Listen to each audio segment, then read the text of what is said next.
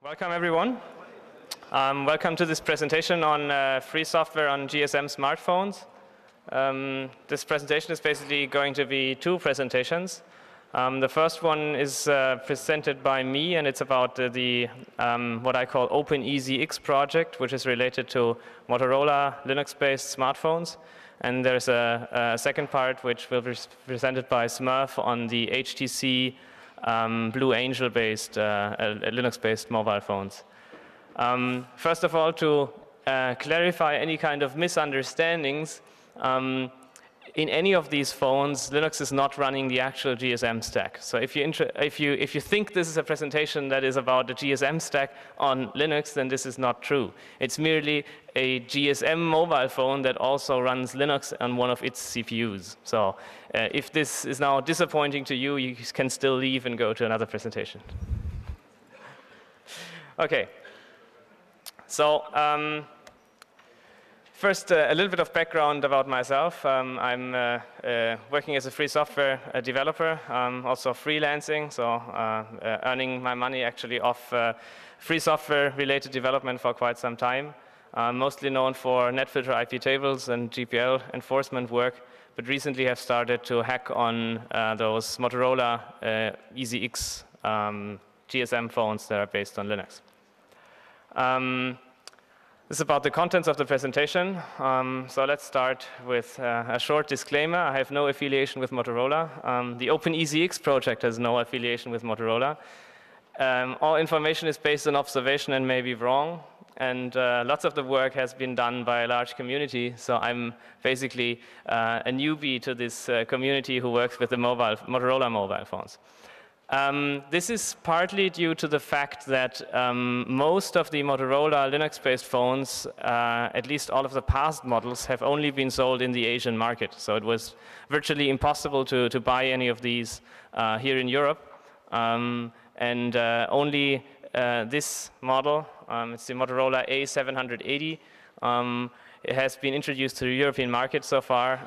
It has been introduced, I think it was in September this year. The Chinese, in the Chinese market, there have been Linux-based Motorola phones for more than 1.5 years now. So that's why there's lots of, especially Chinese developers who are hacking on this phone for quite some more time than I had the chance to. So the goal of this OpenEZX project is basically to document the phone, to find out about the phone's hardware and software architecture, and to replace the proprietary software that is running on Linux and the proprietary drivers, or well, not actually drivers, but we will talk about this, the proprietary pieces that they have on their Linux-based operating systems with 100% free software. And there's a certain group of people who are also interested in, once this has been done as a foundation, to actually go and look at the GSM and RF-related parts of the phone and look into whatever kind of nice games you can do with these parts. The project homepage is openezx.org. There's not really all that much about that there. Most of the information is contained in the wiki.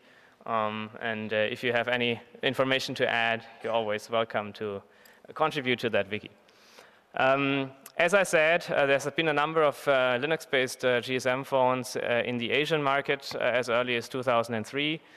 That's the A760, A768, which look very similar to this A780. So it's the same flip kind of design for a phone. And now we have what Motorola calls the EZX architecture. It's A780, the phone I have just shown. There's an E680, which looks like this. So it doesn't have this kind of flip design. It's an uncovered, unshielded touch screen on the front. But it's basically the same kind of hardware. I'm going to talk about differences later. So the E680 is only sold in the Asian market. This particular model I managed to buy from a Chinese guy who has moved to Germany and buy it on eBay here in Germany. Otherwise, I wouldn't be able to have that one. So, as I said, A780 is now available in the US and in Europe. Interestingly, the GPS functionality is only present in the European models. So neither the Chinese nor the US models have the GPS receiver, but the European do. I don't know why that is. So what is it, the A780? It's a quad-band GSM phone, so it works with all GPS networks on the planet. It has an AGPS receiver for, location services and so on. It has GPRS, Edge, HSCSD. It's based on an Intel X-Scale architecture. It runs a Monta Vista consumer electronics Linux. It has Bluetooth. It has a USB device port that can be, well, officially can be used for modem emulation and mass storage, so you can access the flash file system. And it has a transflash slot. Transflash is the latest incarnation of flash memory chips. It's from a logical and electrical level, it's compatible to SD card, but the physical dimensions, the physical characteristics are different. Okay, so the E680 is almost like the A780. It doesn't have GPS. It has a full-sized SD or MMC card slot. It has an FM radio. I don't know why they removed it in the A780. And it has minor differences in the audio subsystem, and a number, a handful of GPIO pins are differently assigned and so on. But in general, it's almost exactly the same piece of hardware and software. So actually, you can. Also, the E680i is basically an E680 with a more current firmware. So you can flash an E680i's firmware onto the E680. That's what I'm running here. It works perfectly, and you have all the features of the new phone. I don't know what, marketing stuff. Anyway, so what did I do, or what did the others do when learning about the device? So obviously the first thing with any kind of device I do, since, I don't know, I'm 10 maybe, or even earlier than that, I had to take it apart. So the first thing I did is take the phone apart, take high-resolution PCP photographs, which tend to be useful if, especially mobile phones don't tend to work when you disassemble them. So you have to put all the connectors and different PCBs together again when you actually want to run them. And then at a certain point, you want to find out what is this, or what is going on. So you look at the high-res PCB photographs. The FCC database sometimes is helpful. Unfortunately, most of the really interesting information that is submitted to the FCC is confidential. So the full schematics and everything that have to be submitted by the vendor are not public, but you get, even though you get some interesting information about the hardware from the FCC database. This particular phone, obviously all kinds of radio frequency equipment have shielding, but this particular phone, the shielding was not, it was actually soldered on the PCB. So I had to unsolder all the different shielding covers. There's 7 or 8 of them on the phone. Look at what is there, the integrated circuits, try to Google for the circuits, try locate data sheets for those that are available. Also, the level 1, level 2, level 3 service manuals sometimes can be obtained from websites that offer them for like $5 or $9, websites where the business is to sell service manuals. Obviously, the service manuals don't go very in-depth, but still, it's a starting point. One of the things I always do when looking at embedded devices is try to locate a serial console port, which in almost all kinds of devices that I've looked at so far was quite successful. But in this particular mobile phone, there is none. I can now prove there is none because I know, well, I own the device. I have no root access, but I own my own phone. Isn't that nice? Anyway. So there is no serial console, but I didn't know that, so I was actually checking all the more than 100 test pads on the PCB individually with an oscilloscope by powering on and looking at the signal that happens to be at that pin when powering on the device. As I said, usually you find something that looks like a serial port, but in this case there was none. Another approach is obviously to find a JTAG port, and there are certain, well, if you see 5 pins in a row, then it's very likely that that might be JTAG. As in 5 pins, not 5 test pads. Obviously, you don't have any connectors or that kind of stuff because there's no physical space for it. Obviously, even if you find a JTAG port, it's only useful if you get a BSDL file or something similar. Luckily, this phone runs an PXA270 X-Scale processor from Intel, where you can download the BSDL file from the website. If you don't know what BSDL is, it's called the Boundary Scan Description Language, and it basically describes the boundary scan cells that are embedded for the JTAG debugging port. And by using the BSDL file, you can actually interpret the information that you send or receive from the JTAG port. Also, be aware there might be multiple JTAG ports for multiple ICs. So this phone has 4 different processors. I'm going to show that in a couple of minutes, and obviously each of them can have its own JTAG port. So even if you find JTAG, it might not be the JTAG you want to speak to. So what we actually want is access to the OS instead of the user interface. I mean, the phone is nice, you know, you have a touch screen, you can click on buttons and so on, but it's a Linux phone and you don't really have access to Linux. So a serial console obviously helps in many cases, not in this one. Network devices sometimes have Telnet SSH available. Also, sometimes there's software installed that is known to be exploitable. So this phone ships with CLib 1.1.3, which obviously, I mean, anyone who has any idea about security holes, this CLib has at least 2 documented exploitable vulnerabilities. So actually you could, I didn't do that, but I think it is feasible to write a zlib compressed PNG image which contains shellcode to exploit the library and basically, so then you open the Opera web browser on the phone which links against zlib and decompresses the JPEG image and so on. So it should be possible to exploit the device using that path. I didn't try it. Weird button combinations that start up are also quite interesting in the case of these phones, because if you press 3 particular buttons, then you end up in a blue screen. It's a blue screen. It looks a little bit like a Windows blue screen, but that's actually the bootloader. So by pressing certain buttons, you end up in the bootloader instead of the OS, and then you can try, you know, what the bootloader has, what kind of features you have. Access to flash memory over JTAG is also a possible attack vector. So you can, if you have JTAG and JTAG is working, you can read out the flash memory. You can do whatever you want. If you manage to have shell access, you can just, you know, copy the whatever MTD devices that you have. You can also sometimes, using vendor-supplied flash programming tools, you can read actually files. In the case of Motorola, I'm not aware that there is Motorola software for reading firmware images. There obviously is for writing, but not for reading. If you have a copy, well, then you just copy unmount, unpack mount, and so on the PC workstation. What you can also do is run ARM. Once you have an image, then you can start running the binaries, for example, in QEMU and software emulation. Obviously, there's commercial ARM emulators as well. Disassembling, you know, might be illegal in certain jurisdictions. You can use GNU/Binutils, IDE Pro, and so on. You all know that. So, what have we found out about this phone? Okay. In short, it is a Neptune LTE-based mobile phone plus a PXA270-based PDA in one case. So this is actually at least 2 totally separate devices that are on one PCB and that talk to each other. But it's really, there's no real integration. So you have the real, this Neptune LTE is a chipset that is also found in non-smartphones from Motorola. So if you buy a Motorola Razr or a Motorola E398 or something like that, then you basically get only the phone part and not the PDA part. But it's the same chipset, it's the same, well, very similar piece of software running on there and so on. The RF part will be similar.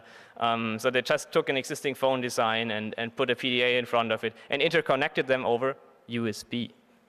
So there's actually a USB port that is just on the PCB of that device, which runs between the front-end processor and the back-end processor. So the front-end processor is called application processor. It's a PXA270, runs a heavily modified 2420 kernel, 48 megs of RAM, 48 megs of wireless flash. Who has heard about wireless flash before? Ah, yeah. Somebody over there. So wireless flash means that the flash is actually bonded onto the same chip as the CPU, so you don't need to route wires on the PCB between the processor and the flash. So that's why it has no wires.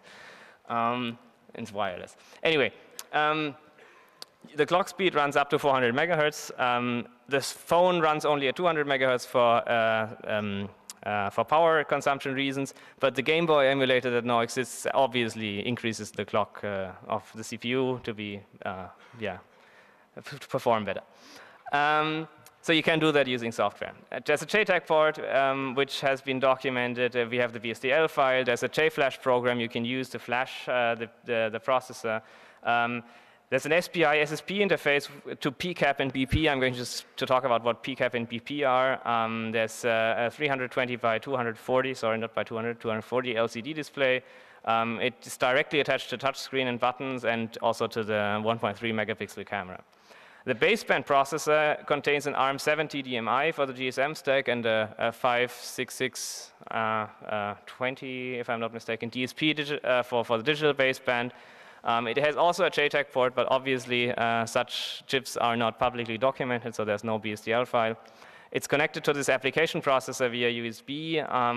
Again, has SPI, SSP to the two other major chips. It connects via using a UART to the AGPS module.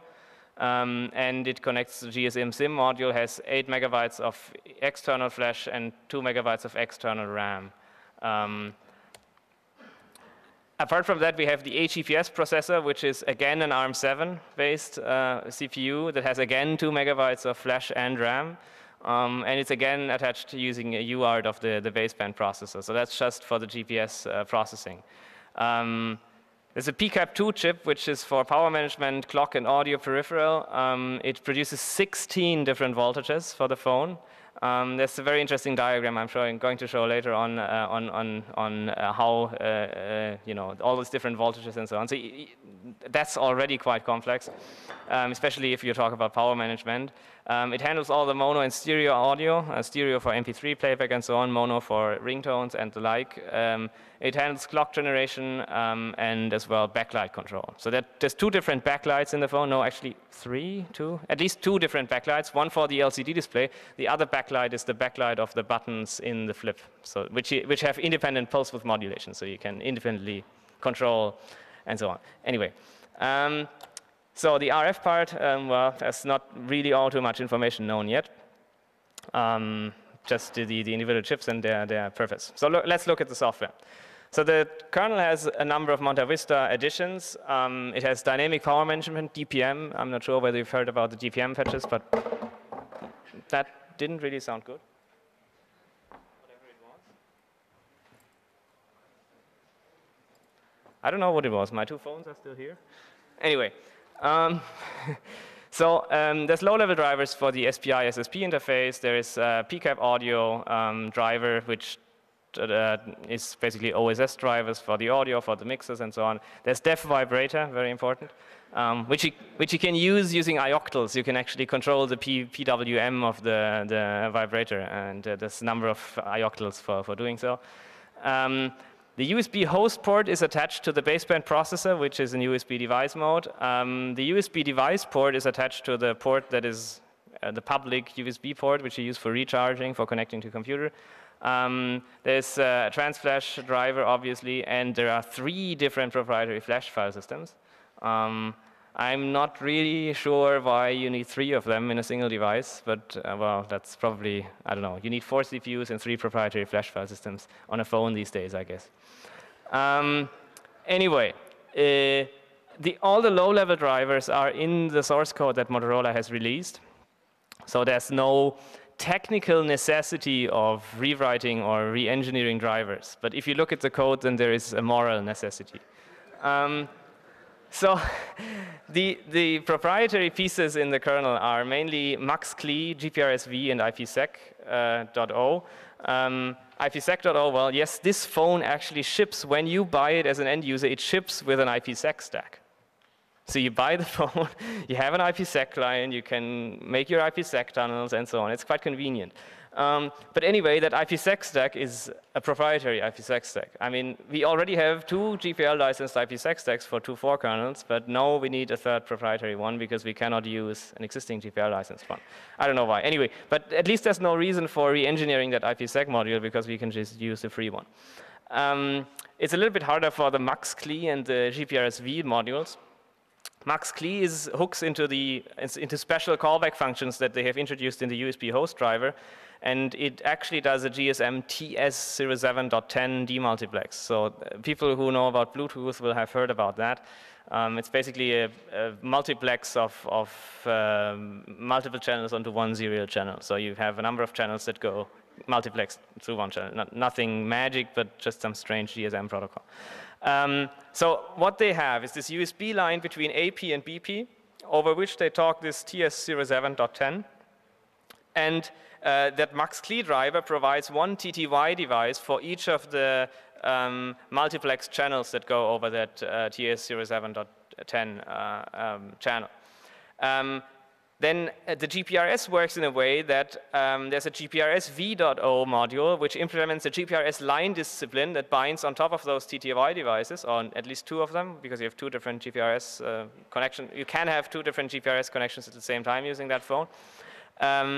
So it implements this line discipline, which also then it hooks somehow into a net filter to intercept DNS packets. I haven't really figured out why that is or what the particular purpose is, but it intercepts DNS packets and does something magic.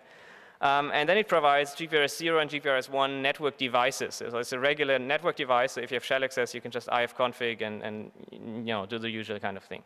I'm in the process of rewriting these modules to have a free implementation of them. It's actually quite convenient to do so because Motorola has left almost all the development and debugging information in there. I'm not only talking about debugging information of object files, but I'm talking about callback functions in which you can hook in order to obtain hex dumps of all the packets going back and forth on the USB and stuff like that. So it's, I don't know, maybe they didn't have time to remove it. I don't know what the reason was, but it's nice though. So what other software do we have? Well, this is actually, it doesn't run UC-libc, it doesn't run BusyBox, it has the full glibc, it has a full bash, it has the full file utils, it has the full, all the GNU system. I mean, why? I don't know. It's an embedded device. The GPS is not EMIA compatible. There's no serial device emulation. There's some proprietary library that uses the Max-Cli kernel module to tunnel through the USB, through the baseband processor to the AGPS module that attaches to the BP. So that's not very easy. The user interface is an embedded Qt and the Motorola EZX toolkit, and obviously all the front-end applications are proprietary. Java, well, it has J2ME, including 3D Java APIs for strange games, but well, who wants Java if there's running Linux on the phone? So other applications they have is Opera, Helix player, so the player can play MP3, WMA, MP4, AAC, whatever. It's a full-based Helix player. That's the Copilot GPS navigation, map and route program, and so on. Yeah, well. If you play with phones. So firmware images is another interesting issue because, I mean, when you want to flash something of your own onto the device, then you somehow need to flash it. I mean, obviously you could use the JTAG port, or the alternative way is use the official flash update procedure that was designed by the vendor Motorola in this case. What they ship is SHX firmware images to their service centers. I don't think there's any legal way of getting these firmware images, and they're proprietary Windows apps, which actually require dongles, if I'm not mistaken, at least on originally, in order to program them. So the SHX files contain lots and lots of stuff, including a bootloader for the application processor, Linux kernel root file system, language pack, boot up logo, DSP code, cryptographic signatures, and so on. Anyway, we have managed to build firmware update images that you can use using the official Motorola tool and which do not contain official Motorola software, but still nobody is able to legally get the original or the official Motorola flashing tool, so we need to work on that. Interestingly, the bootloader is also based on a GPL licensed bootloader, so at some point we will certainly see the source code for this bootloader because it's based on the GPL licensed blob. So what does it do? Well, it does GPIO and so on, low-level initialization. Then it opens, then it opens a vendor-specific USB device that you can transfer executable code over USB to the device, and then it jumps into that executable code, and then this executable code will reconfigure the USB interface to create a new USB device with its own endpoints, which then transfers the firmware image into RAM of the phone, and then starts reflashing the phone. And then it goes even further than that, because then it needs to transfer some flashing code onto the baseband processor over the internal USB link. Then the baseband processor executes that code, creates special USB endpoints on this second internal USB interface, where it then then you send a baseband processor firmware image from the host to the application processor to the baseband processor, where it then is flashed actually onto the device. And you can go one iteration further if you want to update the firmware of the GPS, because that's behind the baseband processor. So it's like this bootstrapping. So there is a reason why flashing only works if the battery is fully charged.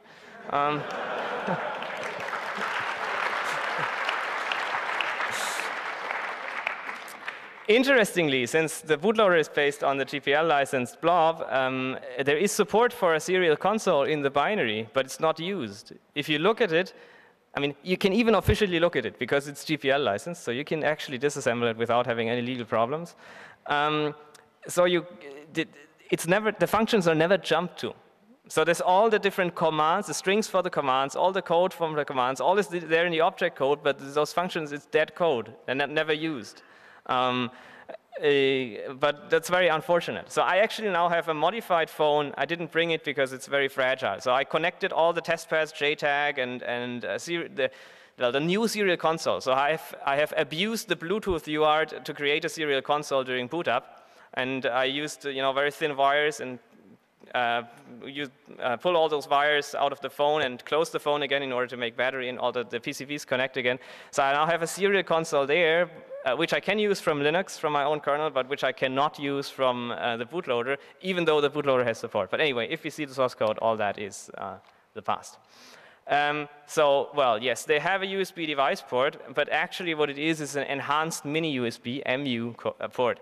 So depending on on the values of resistors that you put either from one of the two USB signaling wires to each other, or to the plus USB voltage, or to ground, then you can switch that USB port into multiple different devices. So it can either be a USB device port, or a serial port, or a stereo analog audio signal, or a 500 milliamp charger, or a 100 milliamp charger, or a car kit, either easy install or professionally installed, or a factory test mode.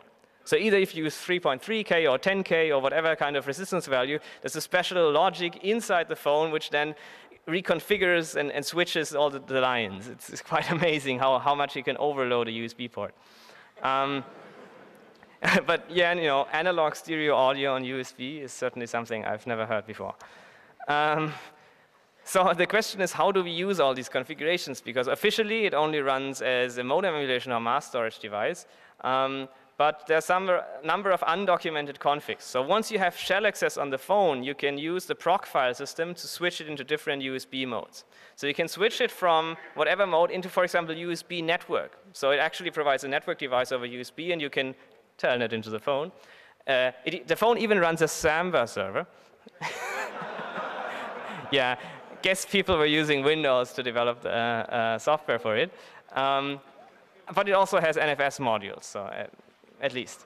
There's a PST mode, which is the mode used by the phone support tool Windows application. There is a mode that is called DSP log, which sounds very exciting, but I haven't really found out anything about it. But well, apparently it is some way to dump data from the DSP onto the host system.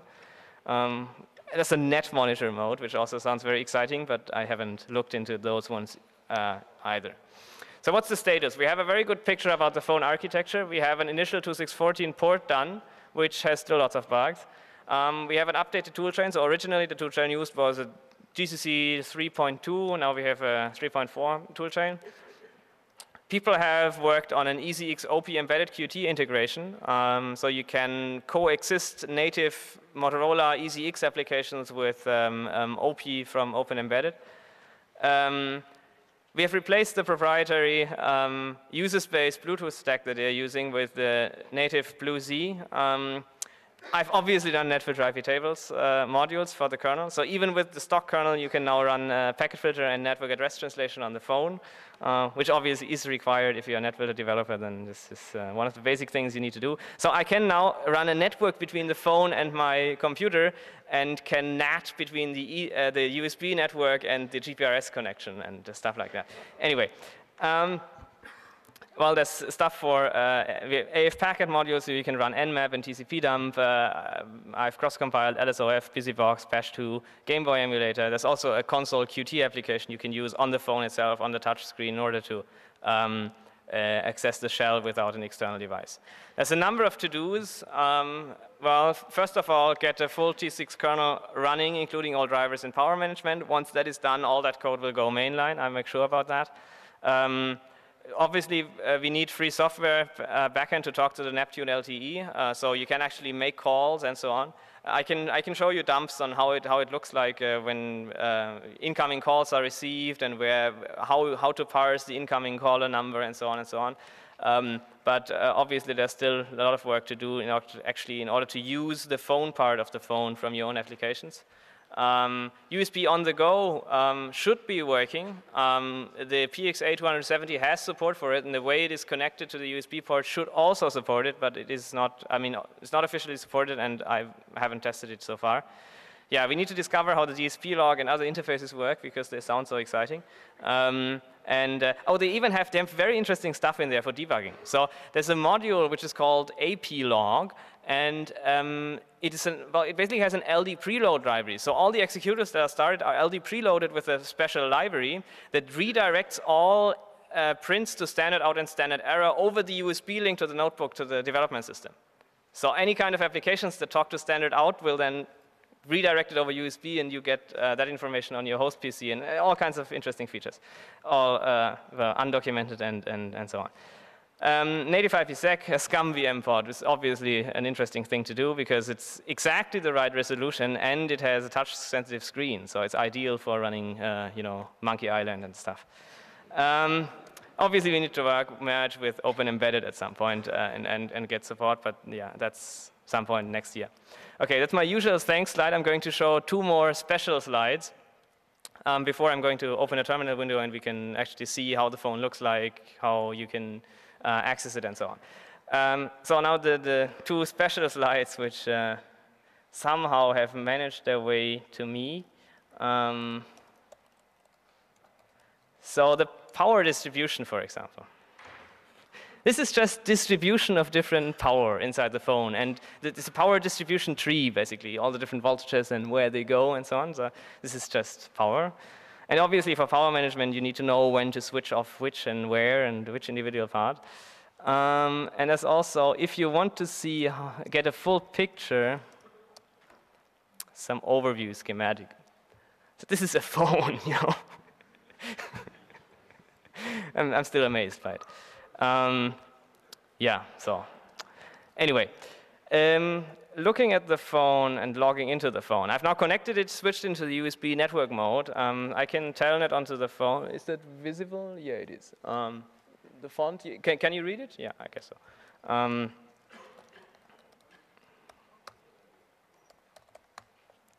It's not even a root password. This is. I didn't remove it. There was none. Okay, so we can do. For example, look at what kind of CPU it is, X scale, and so on. I have obviously installed all kinds of additional software, so I'm just going to run a bash 2 and so I get tab completion and so on. Just give me a second.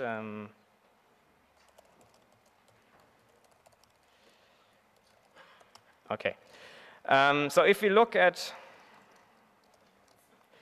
list of processes on a mobile phone these days. No, that's just the first. I'm going to scroll about this page-wise. This is page 1, page 2, page 3, page 4, page 6.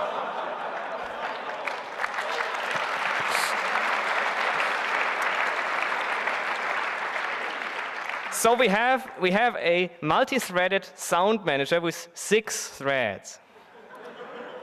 We have, let me see, the database daemon, yes. Here is the database daemon.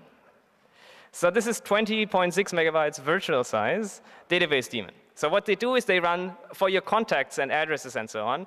There is a database daemon that stores in Berkeley DB on the flash file system. And that database daemon uses Unix domain sockets to talk to the front-end applications. It's just like everybody would design a mobile phone these days. And there's stuff like, now let me see, the address book and so on. So anyway, this is an idle phone. apart from the telnet daemon, it's not running anything that it wouldn't run otherwise. And if we look at, do I have top now? Yes.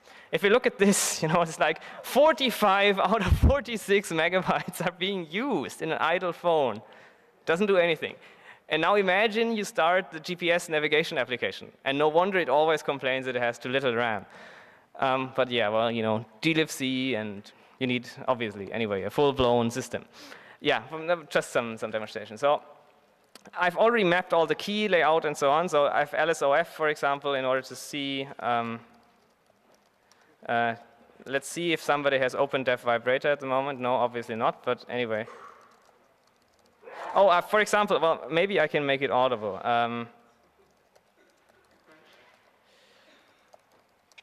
Yeah.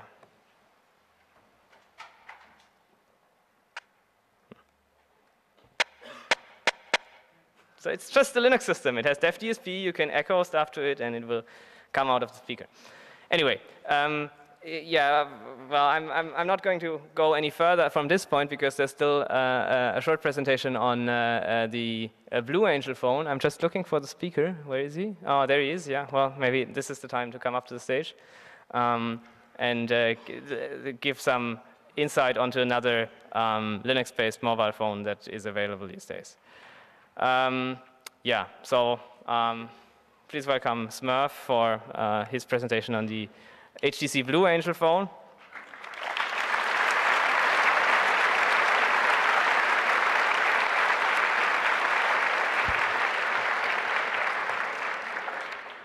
Ich hoffe, du hast noch genug Zeit. Ich denke schon.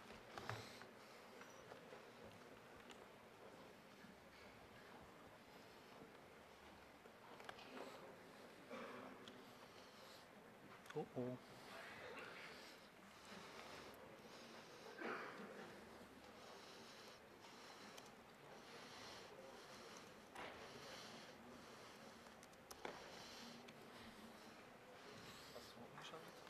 Ja.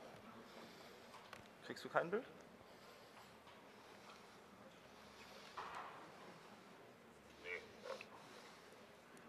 Schauen wir mal die Auflösung runtersetzen.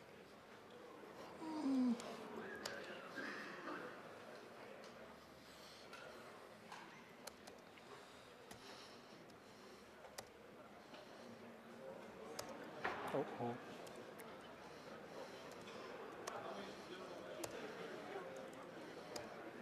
Mist. Versucht, glaube ich, die Auflösung umzustellen. Ich mach mal schwarz, fertig.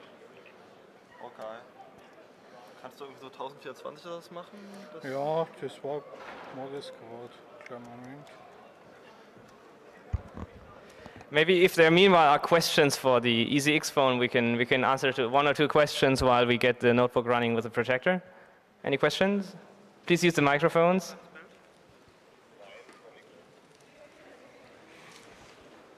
Okay, I'm going to go over to this microphone, but anyway. So there's a USB packet stream between the Linux processor and the GSM processor. Yes, that's correct. Have you been able to sniff and or migrate that to a real machine? Well, I didn't migrate it to a real machine, but sniffing is not a problem at all. As I indicated, there are even special callback hooks in the USB host driver that you can attach this. You can write a small kernel module.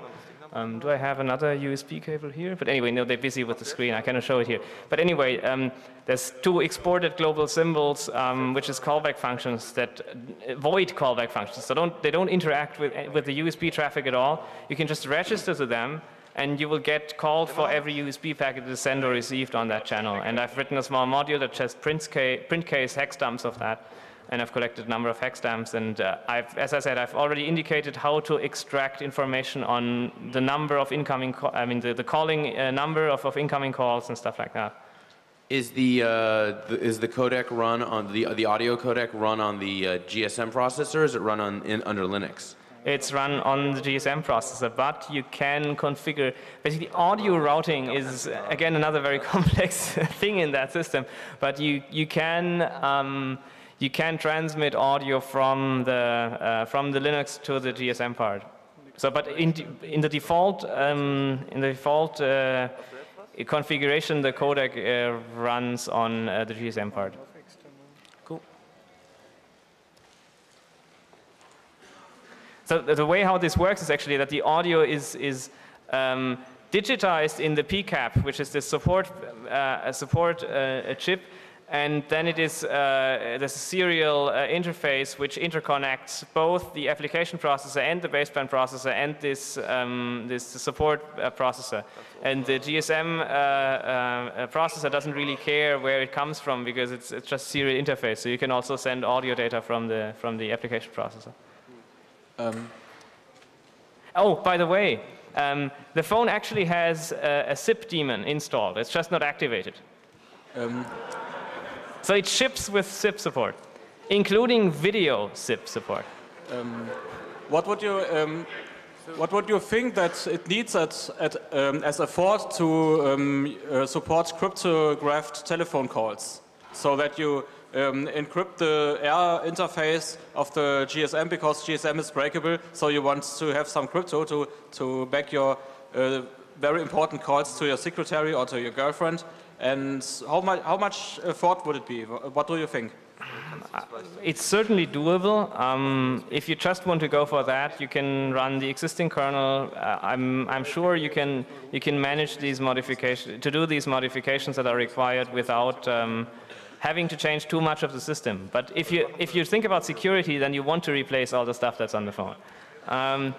You want to run your own kernel. You don't want to run all the applications and the complex stuff that's running there. So you just want a very lean system. But to getting back to the original question, I don't think it's extremely difficult to do encryption for that. Can you tap the audio? Because it could be that the audio is connected to the DSP in the GSM part, and so you could not tap it. Well, if you want to do crypto over GSM, it's my understanding that you would want to make a data call anyway, because, yes, you cannot tap directly into the audio, but you can digitize the audio. So the audio is received by both the AP and the BP. And also you can send from any of these. So as I said, there's this serial interconnection between the three chips which you can use to pass audio back and forth.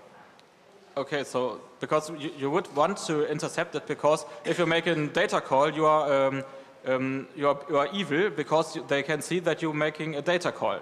And so if you make a voice call and that is encrypted, there you hear some noise. Okay, you are at a river or somewhere.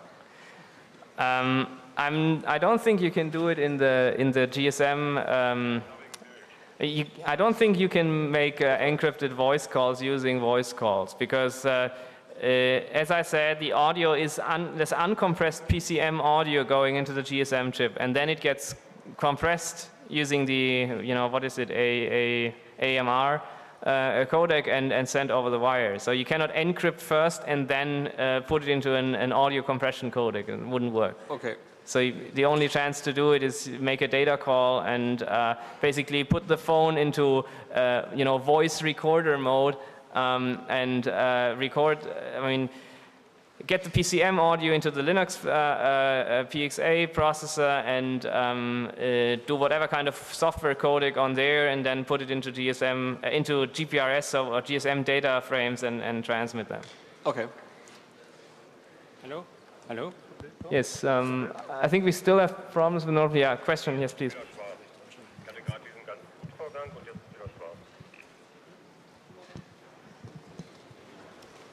No. Is there an easy way to edit the flash file systems?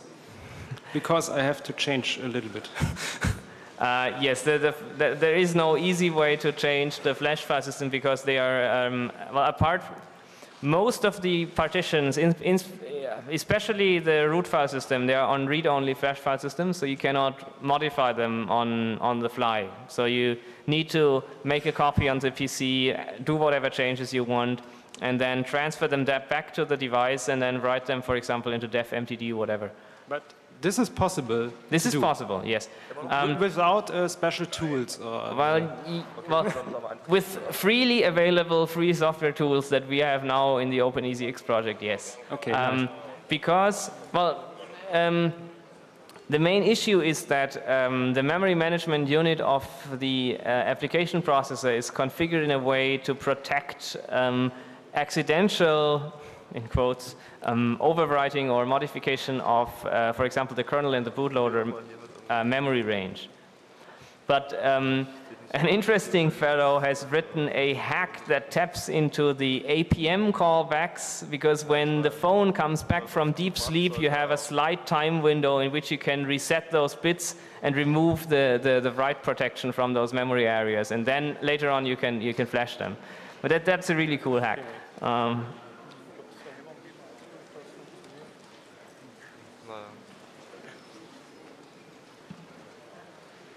Okay, we have serious problems. Maybe you want to...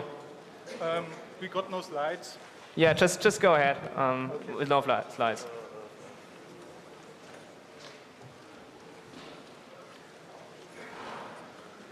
Okay. Good evening, my name is Martin Schaller.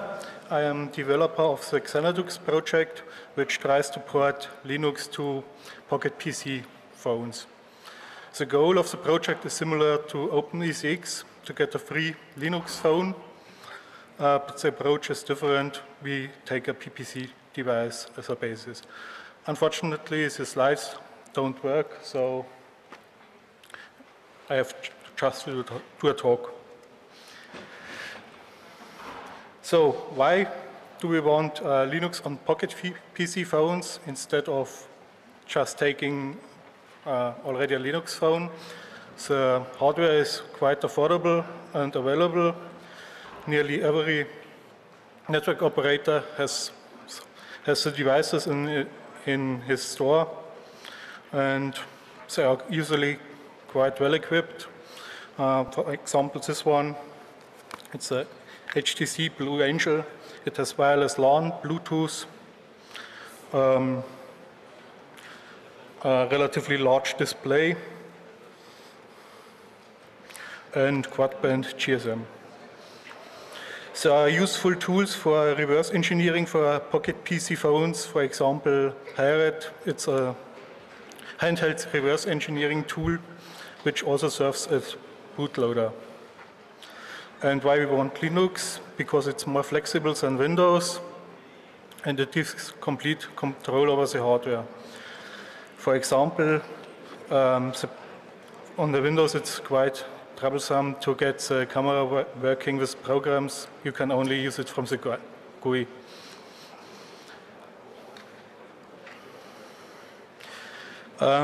We currently support about 5 devices. It's the HTC Blue Angel, HTC Himalaya, HTC Wallaby, and HTC Universal and Magazine.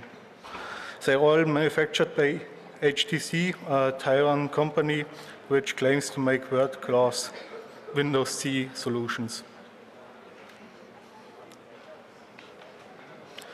The Blue Angel has an X-Scale PXA 263 with 400 MHz, 128 MB RAM, 32 MB PXA flash, and 64 MB disk on chip. Disk on chip is kind of a SD card on board. It has an SDIO card slot, 240 times 320 accelerated touchscreen LCD, Bluetooth and wireless LAN, VGA camera, and quad-band GSM. And it also has a keyboard which can be pulled out.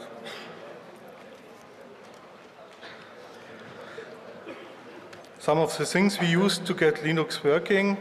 First, it was Softgun, an ARM emulator, original designed for a National Semiconductor Development Board. Unfortunately, it is not powerful enough to boot Windows, but the bootloader works quite well.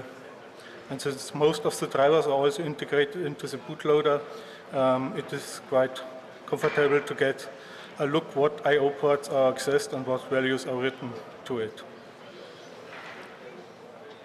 Next thing is Harald, the handheld reverse engineering tool.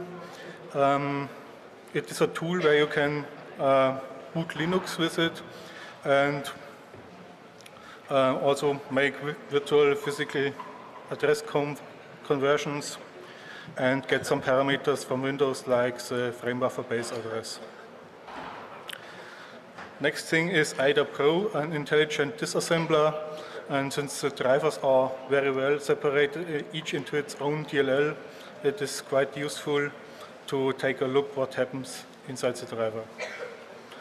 Then of course lots of trial and error, like flip this bit, what happens, and experience of code from other projects. Current status of the device. What works very well is the touch screen and the SD card interface.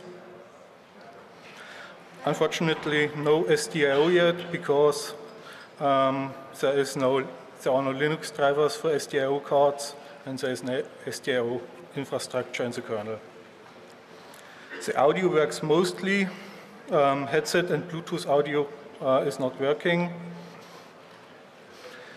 GSM voice works. You can make and receive calls. GPRS CST is working, but the communication is split into two parts. There's first a UART which transfers the commands, and there's a second UART, actually a dual-threaded RAM, which transfers data. The keyboard works, except for some keys where the key map is missing an entry. USB works. Serial connection works, Bluetooth works. Problematic is still the battery status because it's not really easy to get. IRDA does not yet work, same for VLAN. The device has an AZX 100 VLAN chip from Texas Instruments. There is existing an open source driver, but unfortunately the chip is connected via PCMCA on the device and the driver is missing a card service. The camera does not yet work. It is connected via E2C and SPE and probably also with a bus to the video chip. And quite problematic is also disk on chip. There exists no open source driver since it is a GE3 chip. And the only implementation I know is the Motorola driver, but this is for kernel 2.4. We use kernel 2.6. I'm trying to write a layer that makes the 2.4 module compatible for the 2.6 kernel.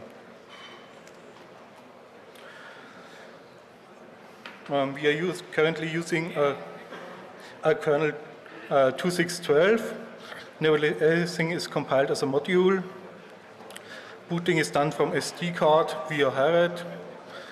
The SD card contains two partitions, one small VFAT for the kernel init.rd bootloader and an autorun exe, which allows to boot Linux as soon as the SD card is inserted. And the second partition is an X3 file system, which is used for root. We are using the standard glibc and PusyBox for the system, and if you install Linux, Windows will be still on the device, so you just have to make a hard reset and you get your Windows back, but all your data will be lost since it is stored in the RAM, and Linux overrides the RAM. We use GPE as GUI because it's a bit more flexible than OP. It uses SQLite for data storage and dbus for communications. OP might also work, but it will take some work to get it fixed. The phone application is called Communicator. It allows to make and receive calls, write and receive SMS, and take a look into the call list. There's some interaction between the contacts application and the phone application. So incoming call gets looked up into the address book, and you can also dial a number from the address book. Things left to do, we have to make an installation system which makes it easier for people to install Linux. The goal is to download one exe file, call it, and get Linux installed. There are still some bugs. The suspend power consumption is too high. We are currently using 10 milliamperes in standby. Windows only uses 4. The usability should be improved. It is sometimes quite hard to get the thing done you want to do.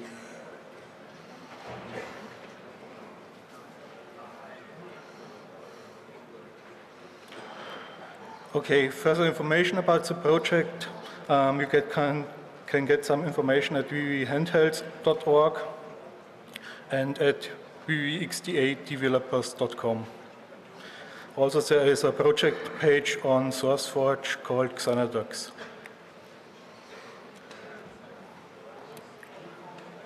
Developing takes place mostly on the IRC channel HTC Blue Angel on IRC FreeNodeNet.